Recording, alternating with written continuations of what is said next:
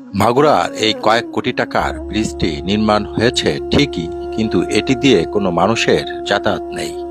প্রায় ২ বছর ধরে ব্রিজটির দুপাশে কোনো সড়কও নেই। ব্রডগজ ব্রিজটি নির্মাণ ব্যয় প্রায় ১০ কোটি টাকার বেশি। মাগুরা কুমার নদীর উপরে ব্রিজটি অথর্ব হয়ে পড়ে আছে প্রায় ২ বছর। এটির কাজ শেষ হবার কথা ছিল ৪ বছর আগে। পান্নানদুয়ালি প্রজেক্ট থেকে কুমার নদ হয়ে গেছে নিজনান্দুলের গ্রামের ঈদগাহ সংলগ্ন এই সেতু। এই সেতুটি যে কারণে নির্মাণ, সেই প্রকল্পের কাজও থেমে গেছে প্রায় ২ বছর। এ বিষয়ে সড়ক বিভাগ কোনো স্পষ্ট জবাব দিতে পারেনি, ফলে প্রায় ১০০ কোটি টাকার এই পুরো প্রকল্পই এখন প্রশ্নের মুখে। ৫ কিলোমিটার রাস্তা নির্মাণের প্রকল্পে ৭ বছরে তৈরি হয়েছে মাত্র আধা কিলোমিটার পাকা সড়ক।